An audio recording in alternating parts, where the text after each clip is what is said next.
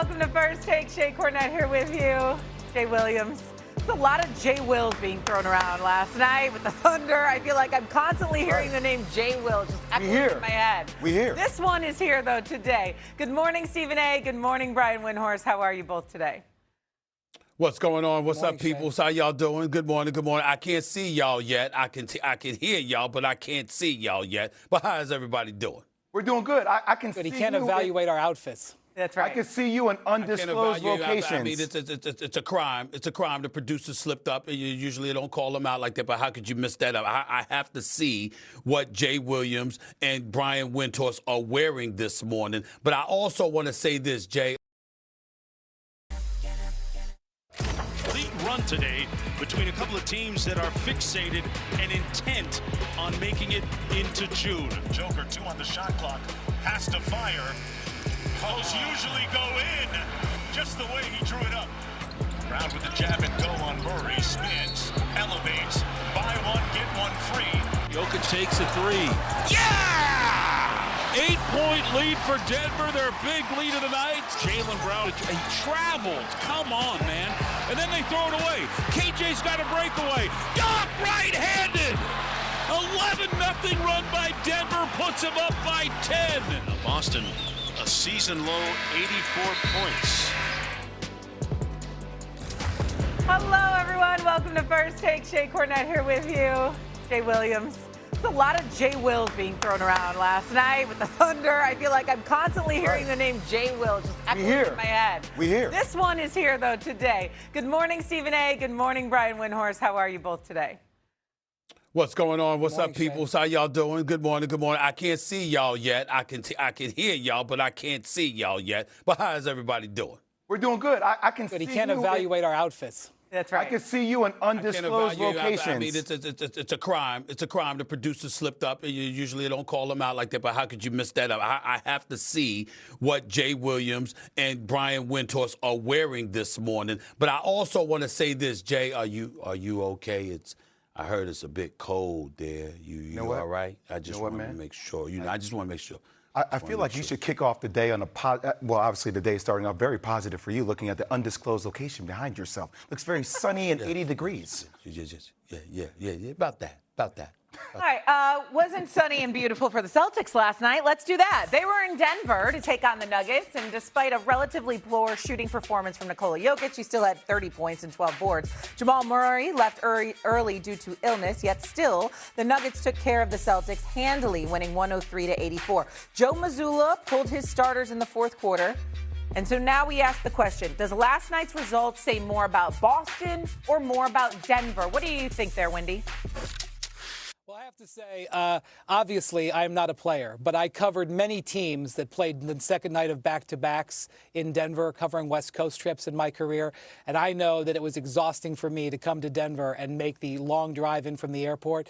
For decades, this has been a trap situation. And Jaylen Brown knew about it. Jaylen Brown skipped the game in Phoenix 2 nights ago to more be ready. But I'm never going to fault an Eastern Conference team on the second night of a back-to-back in Denver. But this game was really important for the Nuggets. They really have been bleeding. And then not only that, but Jamal Murray got sick. He didn't make it through the first quarter. He had to basically go to the back because he couldn't stay out there. And this team's been struggling. And, in the Western Conference, it's like a free-for-all. Like, you have a bad 2 weeks. You can slide from safely into home court in the first round all the way to the play-in. And Denver has just been playing really shaky defense for weeks. And to get a defensive level performance like this, even facing a team that, wasn't 100% in Boston, it was important. And guys, I'm going to say, Nikola Jokic is not quite right now. This is a guy who, his numbers are always going to be great. He missed 17 shots last night. Yeah. He went weeks on end this season where he didn't miss 17 shots in a week. He is still not back, in my view, from his injuries. And so to limp through victories over Eastern Conference contenders, however they get there, that's important for Denver. Crazy that you could not be right and have 30, 12, and 6. I know. I think it I'm says telling you, something he wasn't. about how legitimately special he is. I don't know about you, Stephen A. I think last night for me, it kind of confirmed a theme that I think I'm ready to openly state here with you, is that Okay. When I think about the top tier of the Western Conference and I think about the top tier of the Eastern Conference, I think there's a sizable gap. I honestly think, and I love the Detroit Pistons, maybe the Cavs can get there, maybe the Celtics could get there, maybe the Knicks could get there. I would probably favor Detroit. But I think the Eastern Conference is playing for the consolation prize. I just firmly believe it. I feel like when I watch OKC, even though they're not fully healthy, now health could be a determinant of that. But obviously Denver, they played their best defensive game, I thought, of the season last night. I've heard Wendy talk about Victor Wembanyama potentially being the most dominant player we've had in the game since Shaquille O'Neal and the way they defend with their young studs. Houston probably maybe could crack into the upper tier. But I look at those three teams, and I think one of those teams is going to win the NBA Finals. And I pretty much feel that it's a lock, in my opinion. Now, maybe Detroit can scare somebody, but I still think the usage rate for Cade Cunningham is so high. I just wouldn't bet on that. I would bet on one of those three teams. That's what that game showed me last night. Couple of things. Number one, I can see y'all now. Finally, the producers have me on the air. I got to be the last one that people see on the air. I mean, it's unbelievable. It's unbelievable. That's number one. But we're here. Number two, Wendy, you look like a politician. I approve that message. Jay, you know what? You're always looking sharp, but I'll talk to you about the shirt later. Number three, let's get down to what happened last night. Okay, you know what we talked about. Listen, the Boston Celtics, when you're not making threes, you're a different team. We all know they live with it, they die by it or whatever. I know that Jaylen Brown sat out last night's game. Sat out the game with Tuesday in Phoenix. I get that part, knee contusion or what have you. I hope that's what it was, Wendy, because this brother is en route to possibly capturing league MVP honors. And I just hate when cats sit out on the road. Sit out one of the home games, one of the 41 home games you have during the year. When you're on the road, particularly out west, they only get to see you once a year. You want to put those talents on display. So I sincerely hope that Jaylen Brown wasn't sitting down just for rest. Damn it, tired, play anyway, because you're about to capture league MVP honors if you keep going the way that you're going. Last night was a derailment. We understand that. But they couldn't make shots, and that's really what this comes down to. Season worst, 35% from the field, 28% from three-point range. We know that the Boston Celtics are better than that, but last night was not the case. But I do agree with you, Jay. Last night's results, more about the Celtics or the Nuggets. It was more about the Nuggets reminding everybody, there's levels to this, okay?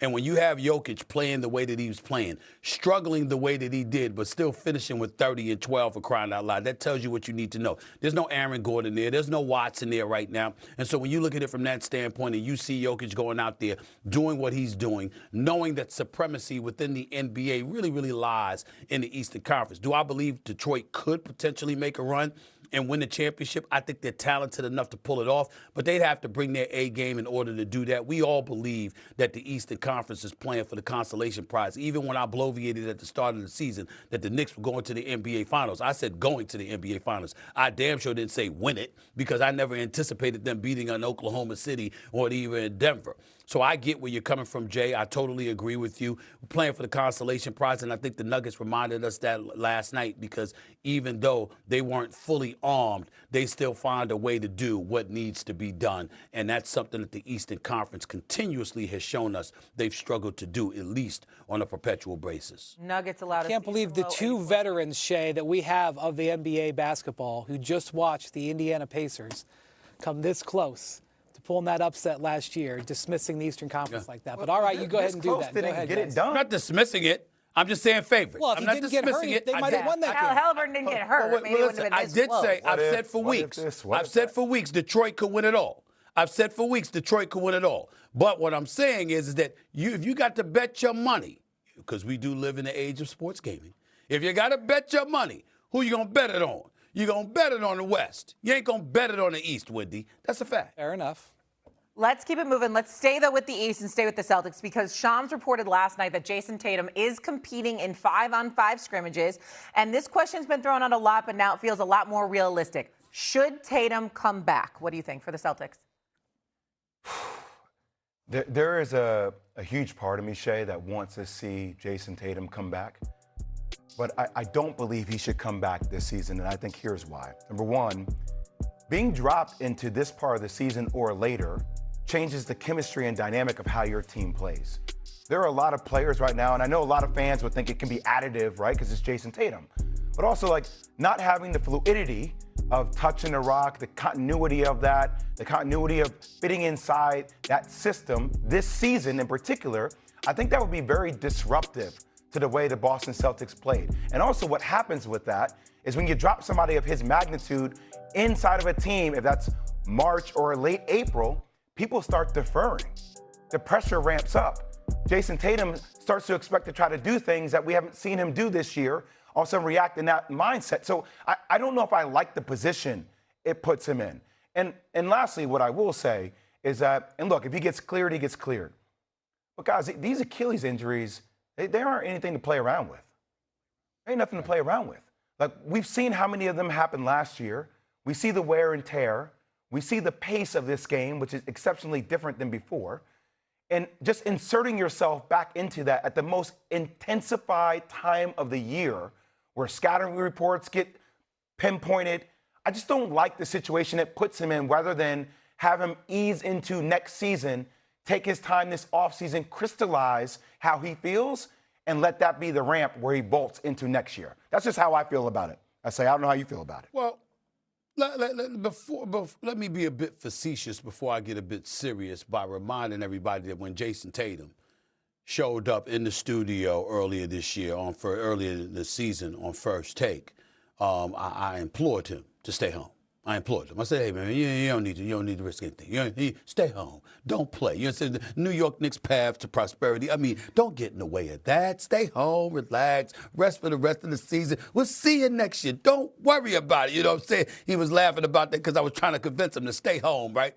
But in all seriousness, Damian Lillard ain't thinking about coming back this year. Tyrese Halliburton ain't thinking about coming back this year, but there's reasons for that, Jay.